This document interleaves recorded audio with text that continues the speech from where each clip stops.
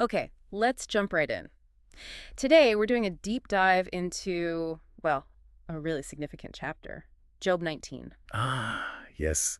It's Job's direct response, isn't it, after all the accusations from his friends? Exactly. And it starts heavy. I mean, right away, you feel the intensity of his suffering. He feels attacked by their words. Yeah, he literally says, they crush me with words. Hmm. He talks about being shamed, reproached repeatedly. It's like a verbal piling on. And it's not just the friends he feels are against him. This is where it gets even deeper. He feels wronged by God. Right. He uses these images like God has drawn his net around me, blocked his path, stripped his honor, even taken his crown. It sounds like total devastation. God tearing him down, uprooting his hope, he says. Like a tree, yeah.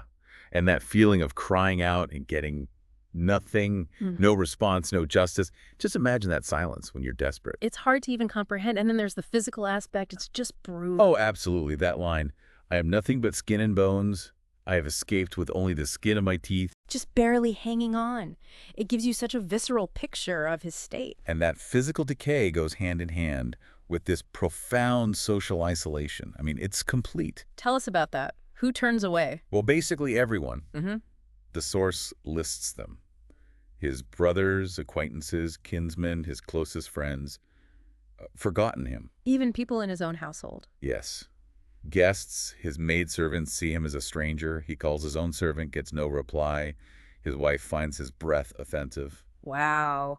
Loathsome to his own brothers, he says, and even little boys mocking him. It's just a total collapse of every human connection you rely on. It's that feeling, isn't it, when you feel utterly alone and misunderstood? Absolutely, that crushing weight of rejection on top of everything else. He actually pleads with them, doesn't he? He does.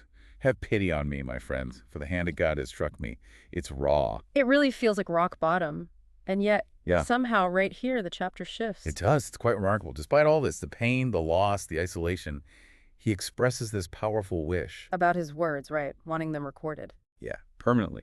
All that my words were recorded, written on a scroll, inscribed with an iron tool on lead, or engraved in rock forever. Engraved in rock forever. That really makes you pause. That deep need for your truth to last, to be understood. Exactly. And it's right after expressing that desire, that longing for permanence, Yeah. that he makes this incredible declaration. This is the core of it, isn't it? The famous lines. It really is. He says, I know that my Redeemer lives, and that in the end, he will stand upon the earth. My Redeemer lives. Even now, in the midst of this, what does Redeemer likely mean for him right then? Well, it's fascinating. It feels very personal. Less about abstract theology, maybe, and more about a vindicator, someone who will ultimately stand up for him, prove his case. Like a legal champion.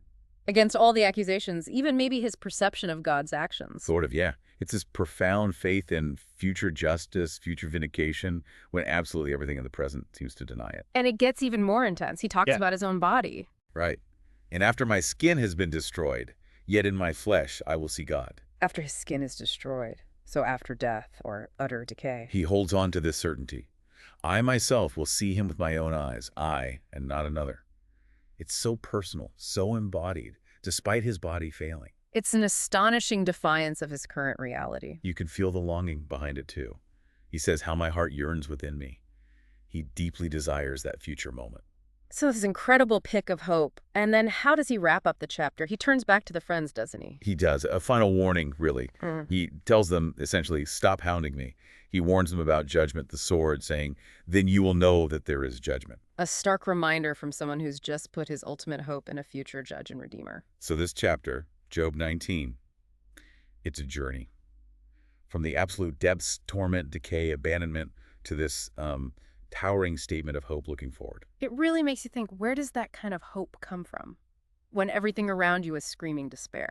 Yeah, what does it mean to grasp a future certainty when your present is just gone, destroyed? And that desire Job had for his words to be engraved in rock forever. Yeah. How does that connect with us? You know, our own need for our stories, our truths to be heard and maybe, just maybe, understood. Definitely something to reflect on.